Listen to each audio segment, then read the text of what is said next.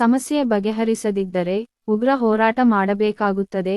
ವಡಗೇರ ತಾಲೂಕು ಅಧ್ಯಕ್ಷ ವಿದ್ಯಾಧರ್ ಬಿ ಜಾಕಾ ಆಕ್ರೋಶ.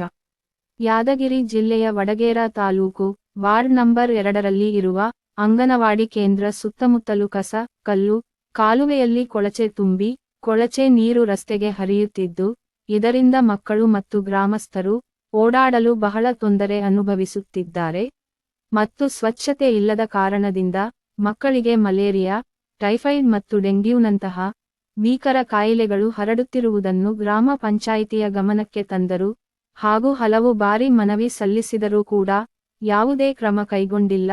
ಆದ್ದರಿಂದ ತಕ್ಷಣವೇ ಸಮಸ್ಯೆಗಳನ್ನು ಬಗೆಹರಿಸದಿದ್ದರೆ ಕರ್ನಾಟಕ ರಾಜ್ಯ ರೈತ ಸಂಘ ಹಾಗೂ ಹಸಿರು ಸೇನೆ ವತಿಯಿಂದ ಉಗ್ರ ಹೋರಾಟ ಕೈಗೊಳ್ಳಬೇಕಾಗುತ್ತದೆ ಎಂದು ವಡಗೇರ ತಾಲೂಕು ಅಧ್ಯಕ್ಷ ವಿದ್ಯಾಧರ್ ಬಿ ಜಾಕಾ ಆಕ್ರೋಶ ವ್ಯಕ್ತಪಡಿಸಿದರು.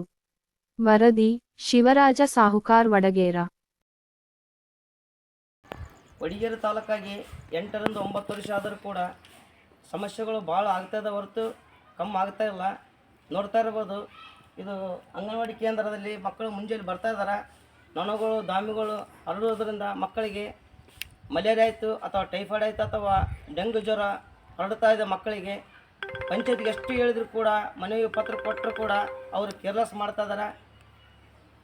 ಇನ್ನೊಂದು 1 ಅಥವಾ 2 ದಿನಗಳಲ್ಲಿ ಒಂದು ವೇಳೆ ಪಂಚಾಯತ್ದವ್ರು ಇದು ಕೆಲಸ ಮಾಡದೆ ಹೋದರೆ ಕರ್ನಾಟಕ ರಾಜ್ಯ ರೈತ ಸಂಘದಿಂದ ಅದು ಕೀಲಿ ಹಾಕಬೇಕಾಗುತ್ತೆ ಮತ್ತು ಉಗ್ರ ಹೋರಾಟ ಮಾಡಬೇಕಾಗುತ್ತದೆ. ವಡಗೇರ ತಾಲೂಕು ಅಧ್ಯಕ್ಷ ವಿದ್ಯಾಧರ್ ಬಿ ಜಾಕಾ.